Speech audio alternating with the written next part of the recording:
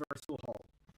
I'm Peter Vallance, Artistic Director here of Universal Hall Promotions, and also one of the storytellers who'll be telling tonight.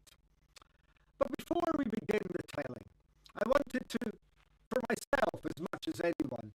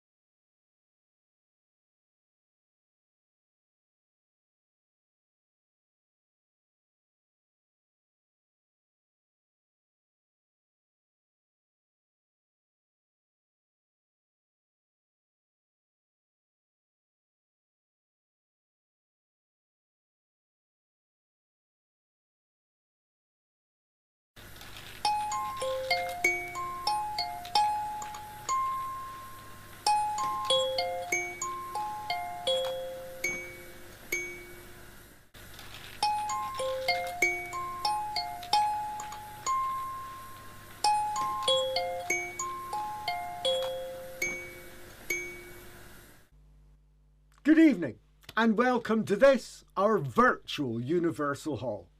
I'm Peter Vallance, Artistic Director here of Universal Hall Promotions, and also one of the storytellers who'll be telling tonight. But before we begin the telling, I wanted to, for myself as much as anyone, just reminisce a little about all the people who performed here in Universal Hall over the years. For, like so many venues around the world, we've been shut here since March. So I wanted to take this opportunity to look back just for a moment, remembering all the great nights many of you out there have perhaps enjoyed here in the Universal Hall. And the artists, many of them could be struggling a bit. And I'd encourage you, if you've got a little bit of spare cash, just go to an artist website, any artist, and just buy a CD from them, a mug, a t-shirt, just anything to keep them going through these difficult times. I'd like to thank also Creative Scotland, continue to support us, the Scottish International Storytelling Festival, of course. Over the years, you'll have seen some of them here behind me. We've had many shows from them. And I'd also like to thank the Fintorn Foundation, the owners of this beautiful building and guardians of it and all that happens within it. So, I'm going to pass you over now to the storytelling show. In fact, I think I'm going to pass myself over to myself to introduce and tell the first story. I'm hoping, if you're watching this live, there'll be a little chat function running along the side, and I'll be there to answer any questions and post a few links to other things that are happening and things you might be interested in. So, thank you, and on with the show. Hello, and welcome to our storytelling Ceilidh. I'm Peter Vallance, and the other tellers tonight are Carol Scora and Margot Henderson. Now, I think it's safe to say that none of us would be here tonight were it not for the legacy of the Scottish travellers, those who have passed down the stories, cared for them and nurtured them. 'Tis such a story I will begin the Ceilidh with tonight, a story I learned from Willie McPhee, and it is set in just such a Ceilidh. For it was the tradition hereabouts in the northeast that at this time of the year, with all the harvest in, the laird would gather all the workers of the estate together and have a great Ceilidh that everybody had to contribute to. And whoever told the best story, sang the best song, he would get a golden guinea from the laird himself. And so it was, late into the night, the evening went. But now it is that we've come to the very last person in the great hall. So, Davy, they said, it's your turn now. What are you going to do for us? Oh, said Davy, you know, I'm not that kind of person, you know, stories, singing and that. No, there's nothing I can do. Well, the laird said, you know what it is. If you can't do something, you'll have to pay a forfeit.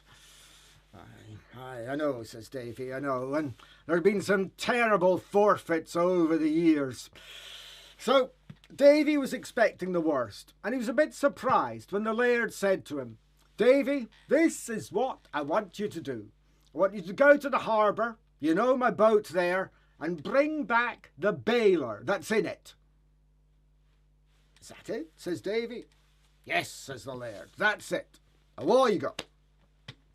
So Davy, with his tackety boots, rat-a-tat-tat, he goes down the lane, down the steps to the boat in the harbour, and it's dark, and he's casting about for the bailer there, and doesn't he slip on the mossy boards, and bangs his head, and when he awakes, isn't the boat softly rocking to and fro? And he pulls himself up and looks out, and all he can see, as far as the eye can see, is the sea. But Davy, he was never the kind to panic or worry. In a difficult situation, he'd always just pull his pipe out a plug of tobacco and have a wee smoke. So he went down into his pocket for his pipe. But there was no pipe. There was no pocket. There was just a smooth silk dress running down to smooth silk stockings, running down to dainty high-heeled silk shoes. Oh my, says Davy, what's happened to my tackety boots? And then, putting up his hand to his usually bristly chin, as smooth as silk was it also, and my voice, he says, my voice, what's happened to my voice? Well, there was no oars, there was no sail, and the boat seemed to have a life of its own. And where it was taking Davy he did not know. It took him through the mists, out to sea, and then, suddenly, he was almost asleep and dozing. The boat grounded on the shore. Well, Davy was about to jump out into the shallow water when suddenly he heard a voice from the shore. Wait there, I'll lift you up and carry you. I don't want you getting wet, you beautiful woman, you. And there, a great hairy farmer coming towards delicate Davy, scooped him up in his arms and carried him to shore. Thank you very much, said Davy. Thank you very much. Well, to cut a long story short, Davy and the local farmer, for that's who he was, soon got very well acquainted, and in due course married they were, and 2 bairns they had, and they were the delight of Davy's eye. Oh, he'd dandle them on his knee, he'd throw them in the air, he'd kiss and cuddle them, he'd suckle them at his breast. Well, Davy was happy. Happy he was in the married life. And one day, the family, they were walking along the shore, and Davy saw the old boat. It must have been lying there for 3 years. And he thought to himself, I never did find that baler. And he just wanted, for old time's sake, a little look into the boat. Just wait there a moment, he said to the family. And he went into the boat, and he was looking here, he was looking there, and didn't he slip again? Bang his head. And the family, seeing the boat almost propelled out to sea, ran out after it, but it quickly went out to sea, and when Davy awoke, there he was again, rocking gently backwards and forwards. And the first thing he thought about, of course, was his bairns. My bairns, he said, with tears rolling down his eyes. Where are my bairns? And what's happened to my voice? And there was stubble again on his chin, and he looked down, and there was his tackety boots, and all his old clothes back again. But Davy had thought only for his bairns. He was crying and greeting all the way as the ship carried him back to the harbour that he'd left all those years ago. And up the steps he went, with his boots rat-a-tat-tat on the stairs, up the lane to the laird's big house. He burst into the great hall, and there everyone was, gathered. Not gathered again, but still there, it looked like from the Cayley. Well, says the laird to Davy, where's my baler? But Davy, he's just greeting and screaming, my bairns, what's happened to my bairns? What, says the laird, has something happened? You better tell us all what's happened. And Davy told the tale as I have told it to you. And at the end, the laird and everyone else agreed it was the best tale they'd heard that night. And Davy got the golden guinea. That's the story I heard from Willie McPhee. And I'm glad to tell it to you tonight. And may it bring safety and peace to you all.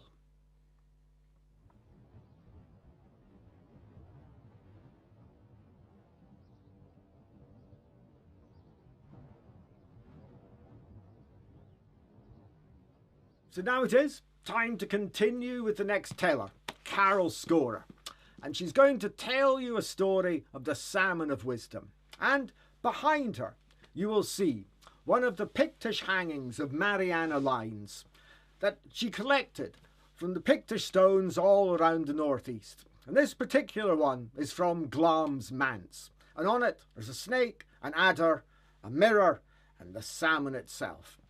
And people sometimes say, looking at the hanging, well, that salmon's upside down. Surely the hanging's upside down. But no, it is not upside down, for the salmon is leaping, of course, in the hanging. Now we're very close here to the Findhorn River. And the Findhorn River, you may not realise, takes its name from one of the characters in this tale. For the Findhorn River, named it is after Finn MacCool, great warrior that he is.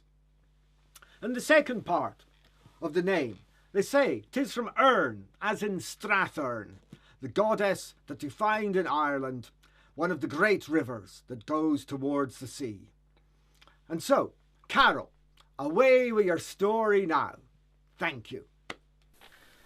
So, a while back I was visiting some friends in West Cork, and we went for a walk up a hill overlooking the sea, and we saw a hare.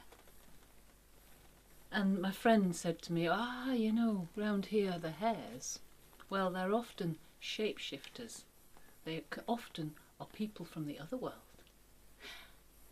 And it reminded me how there are places and times where the other world and this world are interchangeable. And there are certain places, like maybe it's a hill or a boulder in the river, where you might find yourself going into the other world and wake up years later. And my story today is set in times such as this. There are stories told all over the world about the great warrior clan who roamed Ireland and Scotland. And the stories told about Finn MacCool, who was their chief for a while. And I'm going to tell you a story of Finn MacCool as a boy.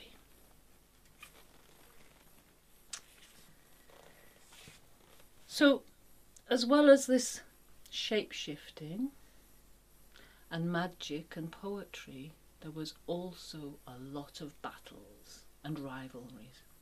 And Finn MacCool's father was killed in battle, and the person who killed him took over, being the chief of the Fianna. And Finn's mother, well, Finn was just a babe in arms, and she knew the only way to keep him safe was to take him into a secret place, into the heart of the forest. So Mona Munkim, Finn's mother, set off in the dead of the night with only one trusted companion, until she found her two sister-in-laws who lived in the heart of the forest. And these two women, Finn's aunties, were to bring him up. So one of them, Beaumol, she was a druid, and she would teach him all the ways of the forest, the herbs, the plants, the leaves, the animals, and the potions he could make. And Leah Luca, well, she was the warrior, and she was also a trainer of warriors, and she would teach him how to run as swift as a deer, and how to leap over branches as high as his own chest, and go under branches lower than his knee, and even pull out a thorn from his foot without losing pace. And he also had to learn how to be buried up to the waist and defend himself from the arrows of 9 enemies with nothing more than a hazel twig. And he learnt well, He was a bright boy. And the years went by until Finn started to grow a sort of shadow above his lip, and his voice began to break. And Leah, one day she came back from the forest and said, "There are strangers. I think it is time." And so they told Finn to always call himself Devnir from that day on. And they dyed his hair black instead of the fair that it was, and sent him off to the next chapter of his life.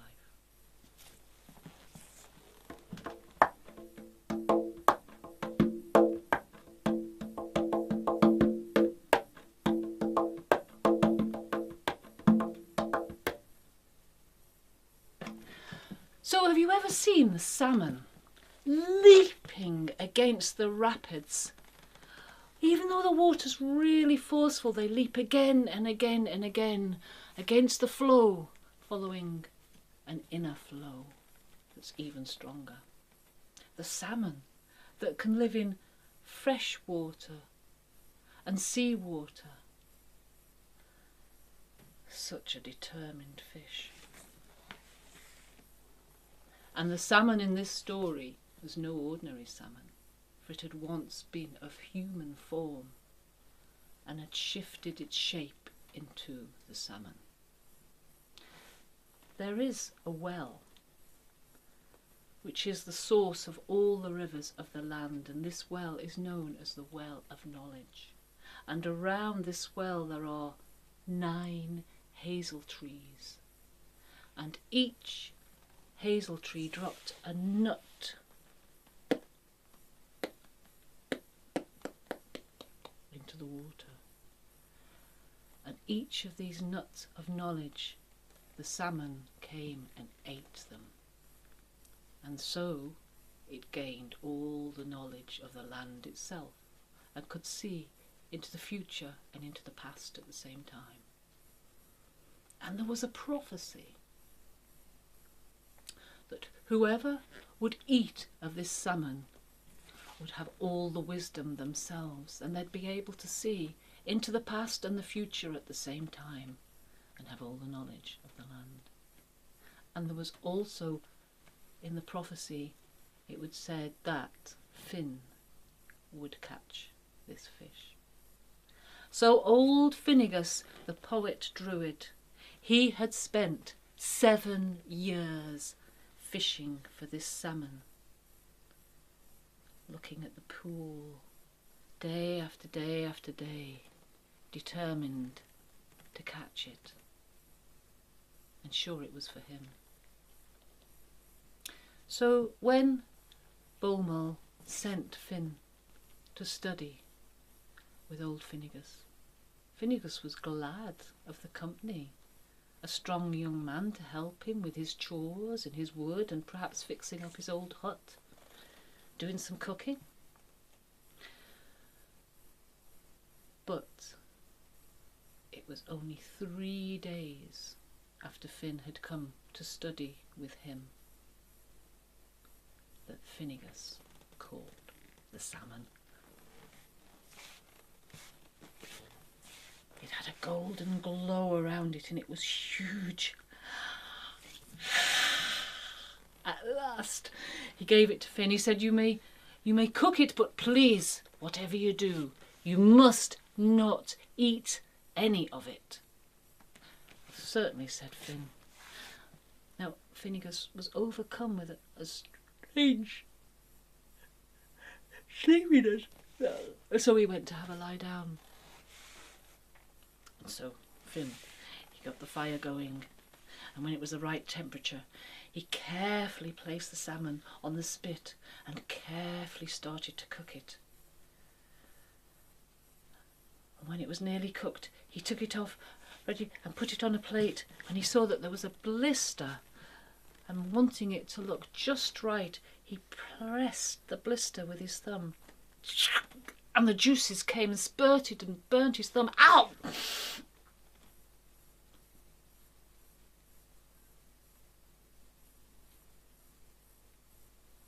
strange sensation came over him. When he handed the cooked salmon to Finnegas, old Finnegas said, "You look different. You haven't eaten any of this, have you?"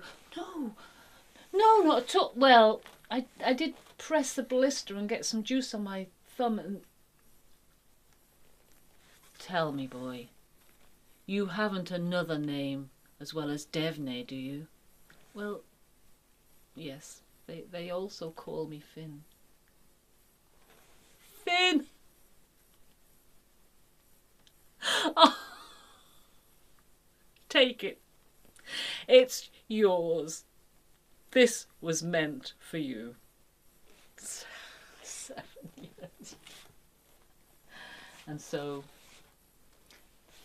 that is how Finn McCool, whenever he wanted to see into the past and the future, at the same time, he would just put his thumb into his mouth and bite it gently between his teeth.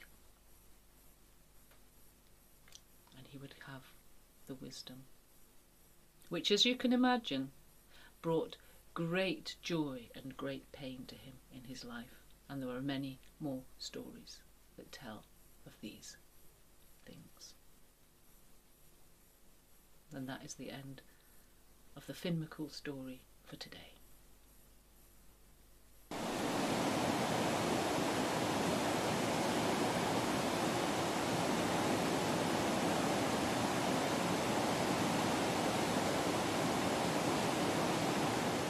Many thanks for that, Carol. Carol, as you can see, works with drumming as well. She has many classes, works in local schools and museums. Thank you again, Carol Scorer. Moving on to our next teller, Margot Henderson, a well-known local poet, singer and storyteller, working also in schools and in nature. Margot, tell us your tale.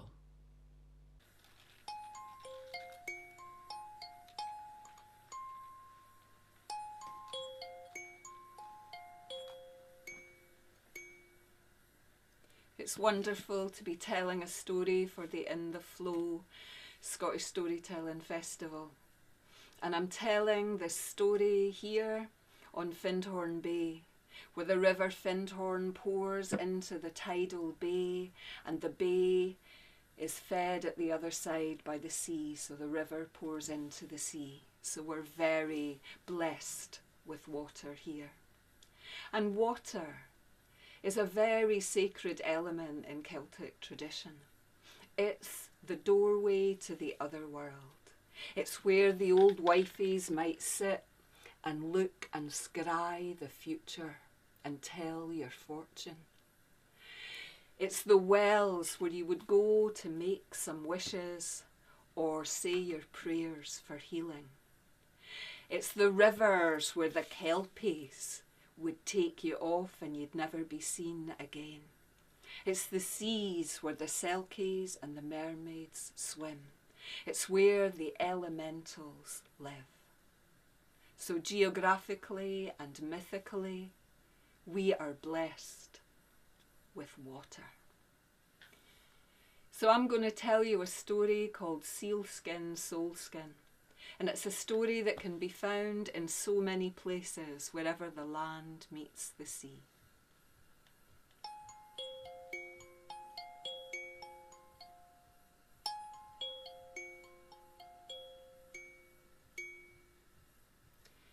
Long ago, on a midsummer eve, a fisherman was finding his way home. He'd had a hard day, and he hadn't caught much at all. And he was feeling fair sorry for himself. He'd been beguiled a few times, seeing a glimmer of light on the water and thinking it was a shoal of fish, but it was nothing but the sun glittering on the waves.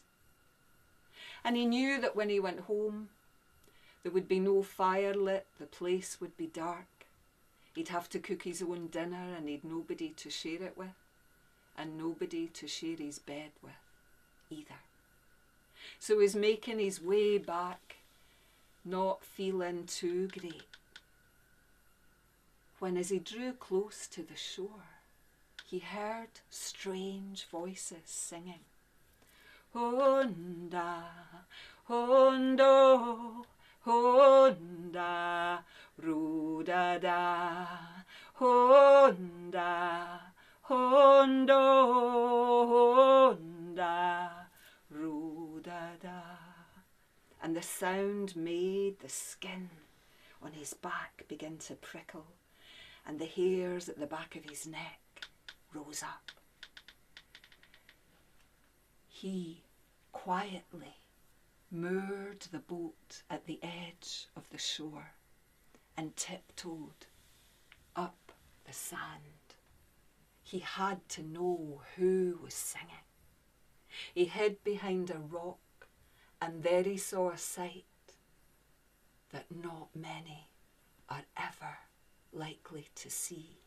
He saw the most beautiful women dancing in a circle and singing, with their long hair down their backs and their beautiful bright eyes and their silky bodies, naked as the day they were born. Only these were no normal women, and he knew that as soon as he saw them. He knew these were the Selkies that his grandmother had told him of. These were the seals that come on land when the veil between the worlds is thin, and shed their skins and dance as beautiful women. And he knew also that if he was to take one of these skins, then the woman would have to come home with him. So he cast his eyes around the circle, seeing that one woman was more beautiful than the next. But at last his eyes set on one, and he didn't take his eyes off her. He sat in a crouch and he waited and watched. And after a time, who knows how long it was, the first glimmers of dawn began to light in the morning. And one by one the women wrapped themselves again in their sealskins and dived back into the water. And just as the woman of his choice was about to reach for her skin, he ran and snatched it before she could have it. And they looked at each other eye to eye. And she reached out her hand and said, "Give me back what's mine." And he said, "I can't give it back." And she looked at him and she knew that he would not give her back her skin. But she asked again, "Give me back my skin. I can't be myself without it." And he said, "No, I can't give it back. Come home with me." And she looked at him and she looked at her sisters waiting for her in the water, and she knew she couldn't survive there without her skin. And she said to him, "I will stay with you for 7 years, but promise me that at the end of that time you will give me back my skin and let me go home to my people and the sea." In that moment, he would have said anything for her to come home with him. So he said, "Yes, I will, I promise." So she went home with him. And as soon as they got home, he hid her skin. So in the days and the weeks that followed, she learnt how to be on land, how to cook and clean and keep house for him. But she would often go down to the edge of the shore looking for her sisters, and they would come to the edge of the shore and sing to her. Honda, hondo, honda, ru-da-da. And she would go home to the house with tears in her eyes and the salt tears running down her cheeks. But the man never seemed to notice. After a short time, she grew big and she had a baby. And this was her first glimmer of joy, her beautiful Selkie boy slithering out of her. And she loved him from the first, and she held him close and she looked after him well. And this was her one brightness in her days, her little boy. And he grew and grew until 7 years had passed. And the little boy knew his mother loved him, but when he looked in her eyes, he knew she was sad, but he didn't know why. And then one night he heard his parents have an argument. 7 years have passed. You promised me, so now I must leave you. Give me back my skin. The man said, what are you talking about? You can't leave me. You're the mother of my son, and you're my wife. I will not give you back your skin. But you promised me. Aye, well, that was a long time ago, and things have changed since then. And once again she knew he would not give her back her skin. And that night she cried herself to sleep. The next day her little boy wanted to play, and sometimes he liked to play hide and seek, where he would go and hide in the byre or somewhere around the place, and she would have to find him. And this day he hid in the byre, burrowing into the straw and the hay. And as he burrowed in, he felt beneath him something soft and silky. He pulled the straw and the hay away, and he pulled it out. It smelled of the sea. It smelled of his mother. And he knew, though he didn't know how he knew, but he knew she would be pleased that he'd found it.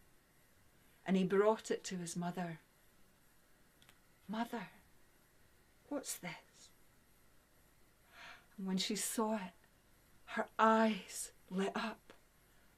Her heart beat fast. And this was a moment of such joy. She would be able to be herself again. But then when she looked down at her beautiful boy, she realised what this would mean. They would never be able to live together in the same way again. So under her arm she took her skin, and with her other hand she took the hand of her little boy, and she walked him down to the edge of the shore. And when they got there, she sang to her sisters, Honda, Hondo, Honda, Ro-da-da. And her sisters answered in reply, Honda, Hondo, Honda, Ro-da-da. And they came around the edge of the shore, singing and calling to her. And she knelt down to her son and said, come with me this one time so you know where you come from. And she breathed,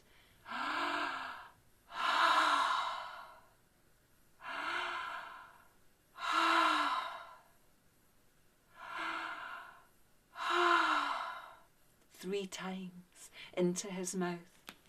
And she took him on her back, and she dived into the water, and she took him down, down into the depths of the sea, down to the cave where the Selkie people lived, down to see the people that he came from, to see his own. But she knew they would not have long. So after a time where greetings were exchanged and blessings were exchanged, she took him back to the surface again, and she placed him on the shore and said,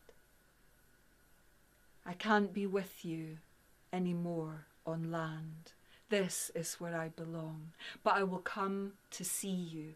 I will sing to you, and you know that you can come with me for a little time, from time to time. Know that even though I leave you, know that I love you. And so it was that this young boy had to watch his mother go back to the sea. But just as she'd promised, she came back to see him over and over again. And from time to time, she took him down into the deep waters, into the blue and the green and the black. And he always came back. And it's said that from that day to this, he was as at home on the land as he is on the sea. And it's said that all his descendants are the same, as at home in the sea as they are on the land. And many are born with webbed fingers and webbed toes, because they are the Selkie people.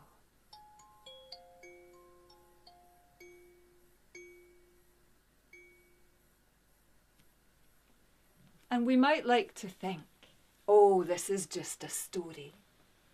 Well, it's a story I've told a number of times. I once told it in London in a theatre piece, and a woman came up to me afterwards crying, saying, I can't believe I came here tonight because this is my family.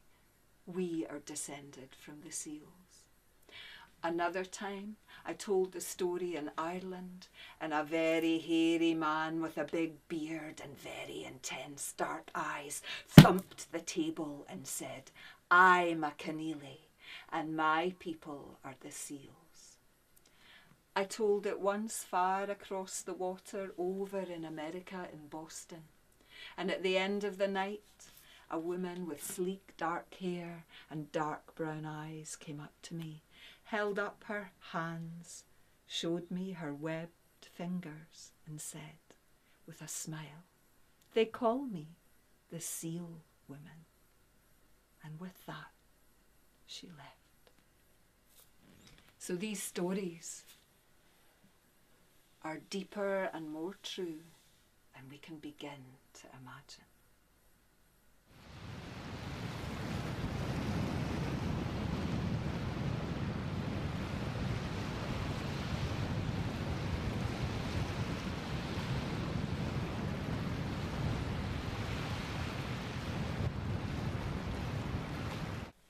So the story I'm going to tell you now is The Merman of Port Gordon. And Port Gordon is a little fishing village east of here along the Murray coast. And this is a true story. A long time ago, well, 1814 to be precise, two fishermen from Port Gordon set off to go fishing in their rowing boat. It was a fine early spring day, and the sky was a clear blue with just a few wisps of cloud, and the sea was calm. And when they got to about half a mile from the shore, they leaned over and they dropped their baited fishing lines into the water. And as they sank into the water, the sunlight danced off the metal baited hooks. And the two fishermen sat back and waited for the fish to bite. They had chatted about how one day they'd have a bigger boat of their own with a big crew and how many fish they would catch then. And with these happy thoughts, they looked out to sea, each lost in their own dreams. But then, in the distance, they spied a figure. And both of them looked, and it seemed to be a man with his back to them, but he looked like he was sitting on a sort of rock or something. And the two men looked at each other. They picked up their oars and they rowed towards it could get a better look. But when they got within just a few metres of this strange creature, the sound of the boat made it startle and look round.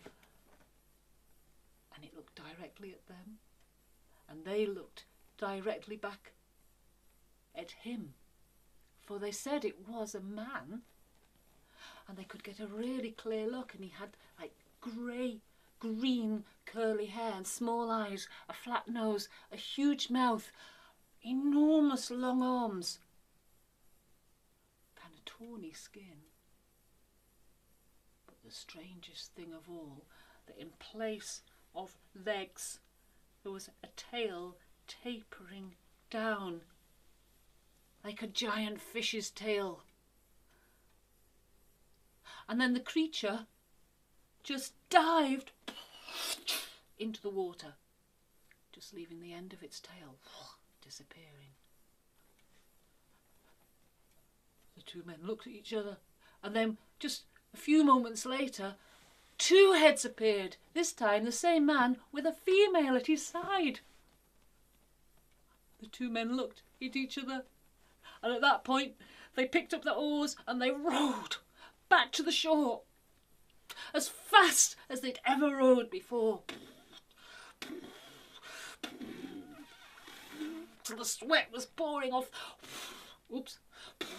them, until they got back to the shore, and they put their boat in between two rocks, and they made their way as fast as they could to the local school teacher, George Mackenzie, and they told him just what I'm telling you now.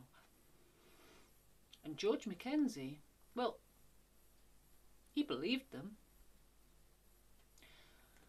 because he wrote a letter that was printed in the Aberdeen Chronicle, stating that the men were honest and reliable and sober, and that he believed them.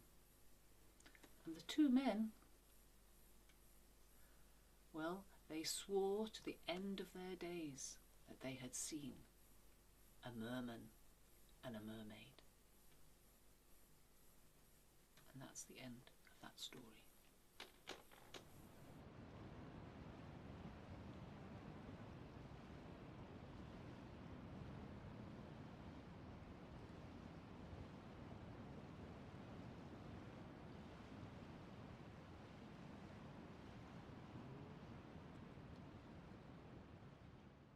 So just along the coast a little way is the Black Isle, the Cromarty Firth, a place where there are many sightings of dolphins. People go there just to see them. But what these people might not know is it's also a place that is well known for sightings of mermaids. And I'm going to tell you a story about one of them. The Cromarty Mermaid.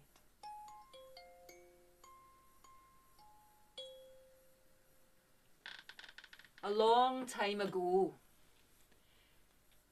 in the 18th century, there was a man called John Reed. He was a self-made man. He'd been born poor, the son of a widow. His father had been lost at sea when he was only small. So he and his mother had to manage the best they could without him. And he followed in his father's footsteps, and he went to sea. He began as a cabin boy, and he made his way up to the point where he was captain of his own ship, and he had a whole crew supporting him. And they say he was a good captain. They say he was a good-natured man. But they also say that he had a real sadness about him. And you'd wonder at that, thinking he'd had a lot of good luck in his life, so what was the sadness? Well, I have to tell you, he felt himself unlucky in love. Not that there were lots of women who would have been very happy to have partnered him. But oh no, He wasn't interested in any of them. He had his heart set on one woman alone, Helen Stuart. She was a lady. And when I say she was a lady, I mean she was landed gentry, very hoity-toity, and not likely to even notice the likes of him.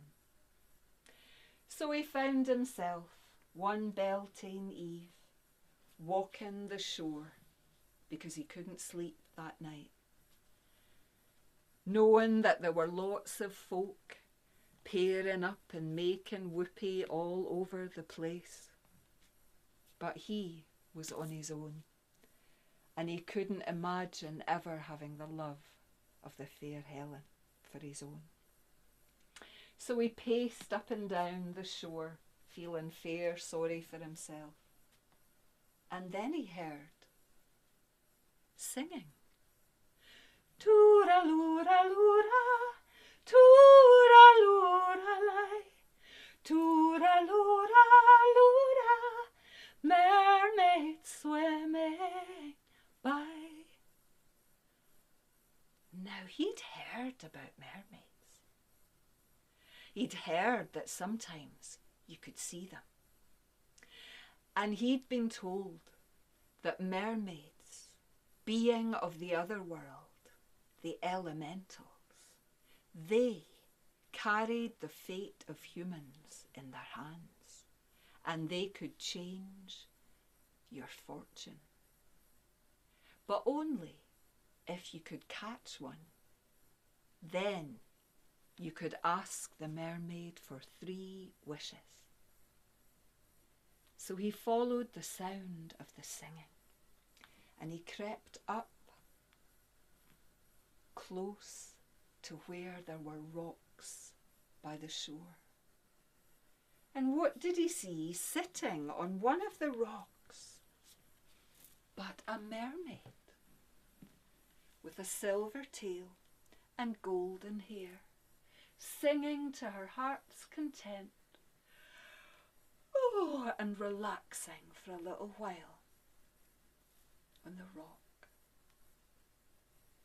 He crept quietly behind her, and just as he was about to reach out to catch her, she realised he was there and she dived into the water. Well, he was one of the few sailors that could swim, and he dived in after her and he wrestled her, and she was strong, but he was stronger. So he managed to haul her up onto the rock and he laid her out. And he was gasping, and so was she, and they looked at each other eye to eye. And she hissed at him, "What do you want of me?" And he said, "I want my wishes 3. And she said, "Well, ask away. What do you want, mortal?" And he said, "My first wish is that my fortune will never change, that I'll always have good fortune. Will you promise me this?" And she said, "You shall have your wish. What is your second wish?" And he said, "My second wish is that I will never drown at sea like my father did." And she said, "Very well, you have your second wish." And he said, "My third wish is that I should have the love of Helen Stuart." And the mermaid said, "You have your wish." She wasn't given them willingly, but she knew when she was beat. And then she said, "Now let me go back to the sea, for you have your wishes 3. So, true to his word, he stepped back and let her go, and she dived into the sea. And it may have been a long time before that mermaid was ever seen again. But John Reed, soaked to the skin though he was, walked back along the shore with a lighter step, feeling happy with himself, trusting totally that his wishes would come true. And sure enough, as he was walking at the foot of the Suter, the hill, he heard the sound of laughter, young women laughing and singing. He looked up on the hill, and there was a group of the local women gathering the mayflowers on the 1st of May, because dawn had risen without him even realising. And there among the fair women was the fairest one of all. There was Helen Stuart. And he looked up, having the courage to gaze at her fully for the first time. And she looked back, and they looked at each other eye to eye, and he could see the colour in her face begin to rise. And she turned to her servant and she whispered, and they laughed, and the servant went down the hill towards John Reed. And she said to him, "My lady dreamt of you last night. She wants you to know." "Is that right?" said John. "And what did she dream?" "She was afraid for you. She dreamt that you were going to drown at sea. There was a strange woman singing to you, and she wasn't sure if she meant you good or ill." "Well, you can see that here I am, and I'm very well." And he stepped up the slope a little way, and he reached out his hand to Helen Stuart and said, "My lady, thank you for your concern for me. As you can see, I'm very well, and I wonder, would you care to take a walk with me?" And again she coloured and blushed red in her cheek, but she reached out her hand and she took his hand, and then side by side and arm in arm they walked back to the town. And from that day on they did walk together. John Reed married Helen Stuart not long after, and his fortunes were always favourable, and he never did drown at sea. Now again, you might think to yourself, well, here's a wee outlandish story straight from the sea, and who would believe in the likes of mermaids? But I can tell you this, and this is true. I once told that story over in Cromarty, and at the end of the telling, as people were leaving the room, there were 3 older women sitting near me, and they were talking to each other, and one of them said, "Aye, that happened to my grandfather. He met a mermaid, and that was his wish too. It was his wish that he would never drown at sea. And do you know, they all wanted to sail in his boat because they knew that if they were on his boat, they'd never drown at sea. And do you know this? He was in the war, and his boat got hit, but he wasn't worried at all because he knew he was never going to drown at sea. And sure enough, he was there on a raft, and he was rescued."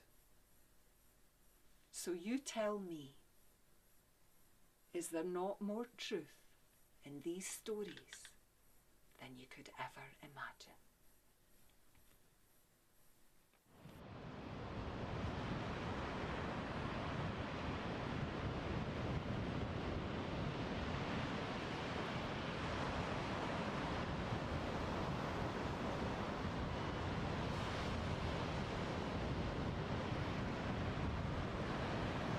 So, I'm going to tell you another local story set around forests.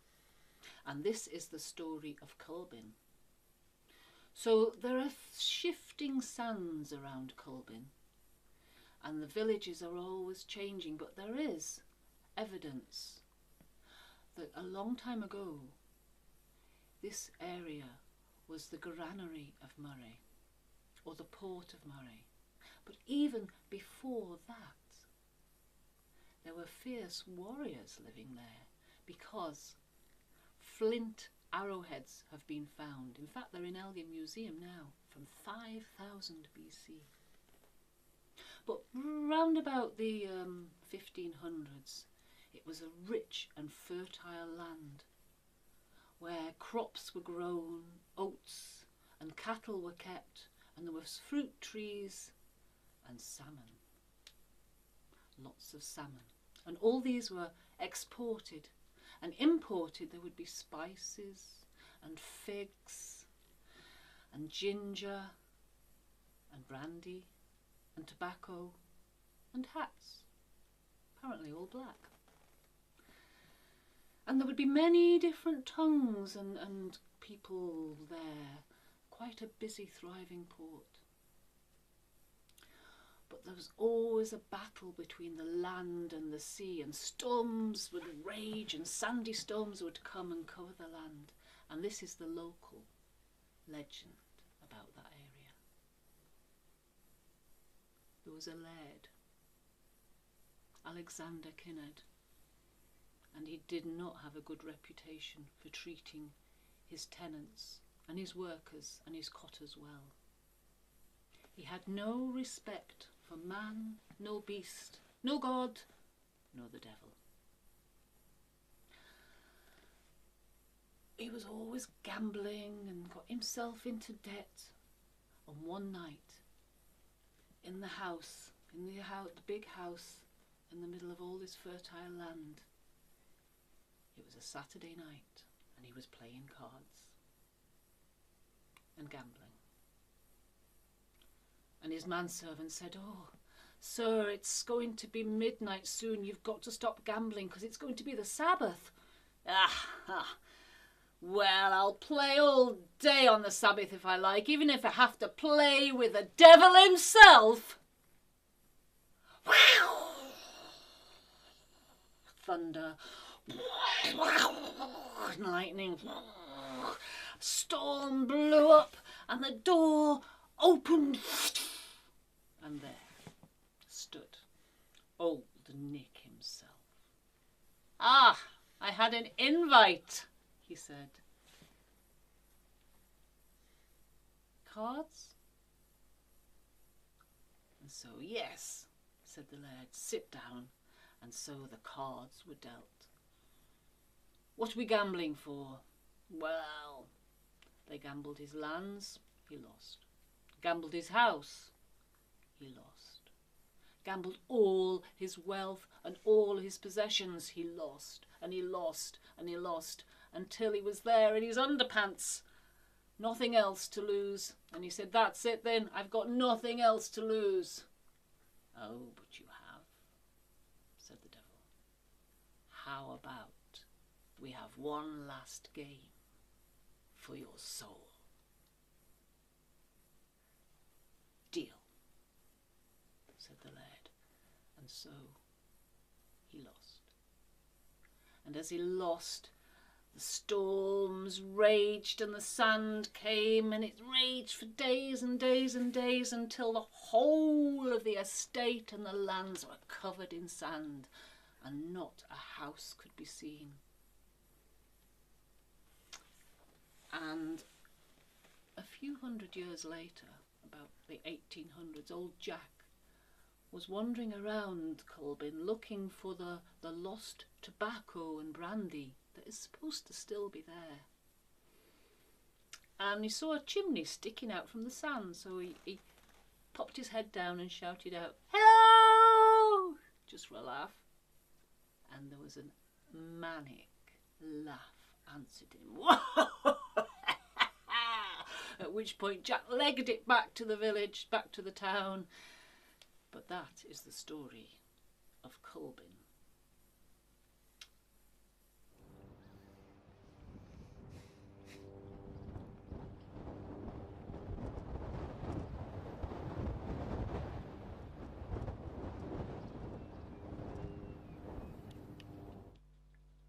So, time it is for the last tale. And before it's telling, I'd like to thank, in particular, the Scottish International Storytelling Festival for helping us to put on this event. Creative Scotland also, who support Universal Hall Promotions, and the Fintorn Foundation, the owners and guardians of this beautiful building, the Universal Hall.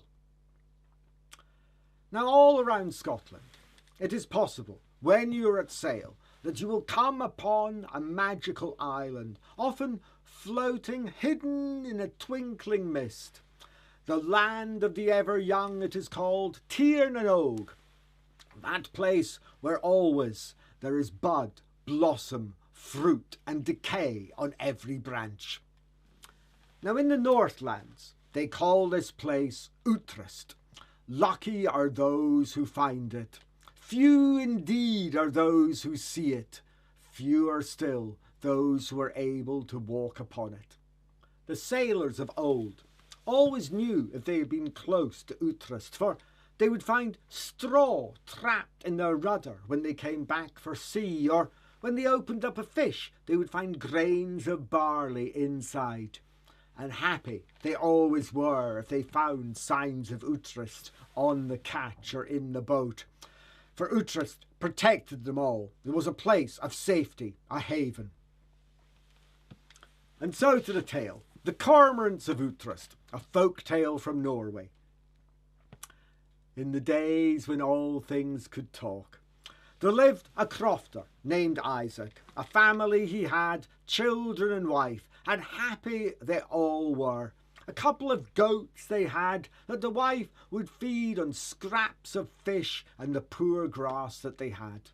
And all was happy in their land and world, apart from their relations with the neighbour. The neighbour was much richer. He coveted Isaac's land, and they were never at peace with each other. This was the only worry in Isaac's world. One day, Isaac went out fishing. As he always did, he stayed within 2 miles of the shore, always in sight of land. But this day, a great storm blew up, and for 5 or 6 hours, Isaac's boat was tossed and twirled through enormous seas. So great was the storm that Isaac had to throw out all the fish he had caught, lest his boat sink. Finally, the storm abated a little, but still fog was everywhere. Isaac did not know where he was.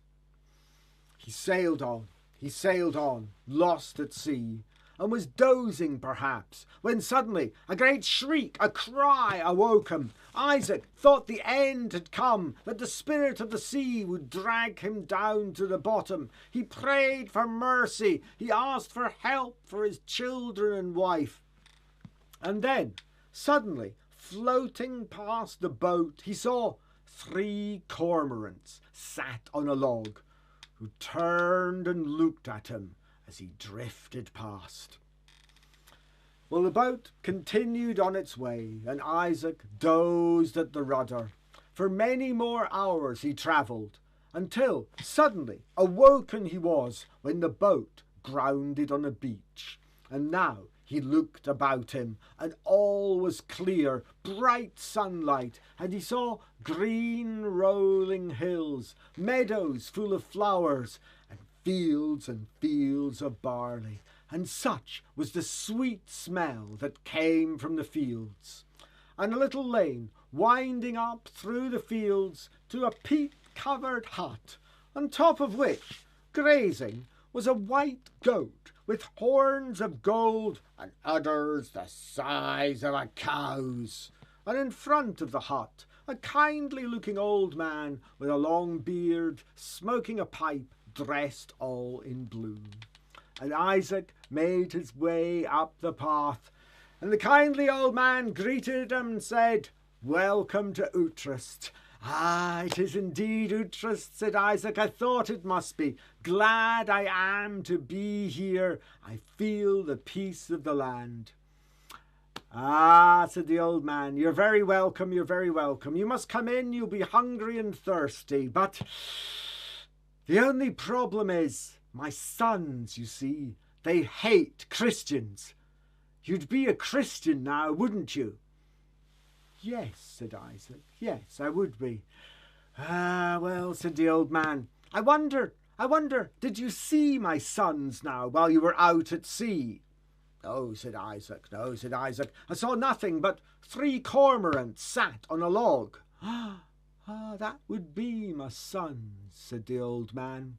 Well, they'll be home in a while, and I'll try and reconcile them to you being here. So away you come in, and here's the food and drink for you.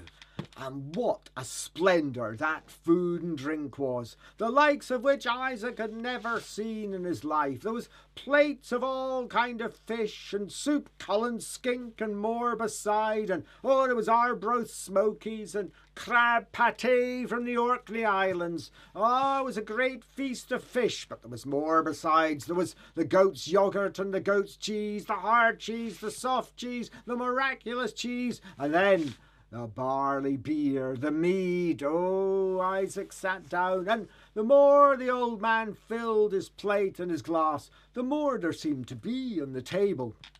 The old man himself ate and drank little. Well, Isaac was near to being replete when he heard a terrible commotion outside, and the old man went out, and the commotion died down in the end, and in came 3 brothers, the sons of the old man, and it seemed the old man had made them comfortable with the idea of a Christian in their house, because they drank a toast to Isaac and told him tales of life upon the sea as a cormorant, and then said, Isaac, you must come out fishing with us the next day. And so it was. The next day, Isaac went out fishing with the 3 sons, and he had his own lines with him for the fishing. But as soon as they got out to sea, a great storm came up again, and there was one of the sons at the helm, and one at the prow, and one holding up the mast, and they didn't furl the sail at all. They just shot straight through the storm, and all Isaac could do was hold on and bail for his life to get the water out of the boat that was pouring in. Well, when the sea eventually calmed, they threw their lines out into the water, and it seemed no sooner had the 3 sons thrown out their lines than they were hauling in fish. But Isaac, his lines he threw out, and barely a nibble he got, and no fish at all. Well, they sailed the boat back to the shore, and while the sons gutted and laid their fish out to be dried, Isaac bemoaned the fact that he had caught no fish. Don't you be worrying, said the sons. Here's 2 lines of ours. We'll go out fishing tomorrow, and plenty fish you'll catch then. And it was the next day, exactly as they had said. Isaac had no sooner thrown out his lines than he was hauling fish in, and soon the boat was almost full with fish that they took back to Utrecht, gutted and dried. Well, many days, many weeks, many months Isaac lived there. Happy he was in that land. But of course, eventually he got homesick, and he said to the old man, I need to go home now. I need to go home. And the 3 sons agreed, but they said, first, before you go home, we have a new boat. We'd like to launch it. Come, sail it with us one last time. So they went down to the wee harbour, and there Isaac had never seen such a boat. It was 2 shouts long. It was that long. And 2 shouts long means that when the captain, usually the captain, at the prow of the boat, wanted to shout to the helmsman at the rear of the boat, there had to be somebody standing at the mast in the middle to relay the shout. So it took 2 shouts to pass the command from one end of the boat to the other. And so the boat was called 2 shouts long. So out to sea they went, and just round Utrecht they sailed and back to the harbour. And then the 3 sons, they began to load Isaac's fish, which was stored in the big new boat, in the dryers, into Isaac's boat. But it seemed the more fish they put into Isaac's boat, the more fish there was still in their boat. Finally, Isaac's boat was as full as it could be. And Isaac said, how is it I am going to find my way back to Norway? "Here's how it'll be," said the old man. "You'll follow a cormorant out to sea, and it will take you back to Norway. And if you should ever want to come back to Utrest, find that same cormorant and follow it back to us." And Isaac, he was given all kind of sailcloth and food and flour and things for his journey, and they loaded his boat up and waved him out to sea. And a cormorant flew in front of him through the mist. For when Isaac turned back, the island behind him had vanished. And through the fog and mist he went until he recognised again the coast of Norway. He sailed into Bergen harbour, and the fish that he had, the more he sold, the more he seemed to have.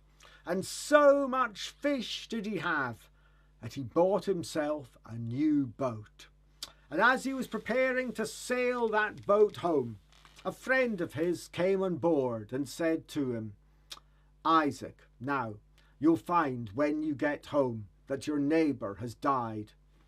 Be kind to the children of him. And now your boat, everything that is upright will stay that way, and the mast will always be secure."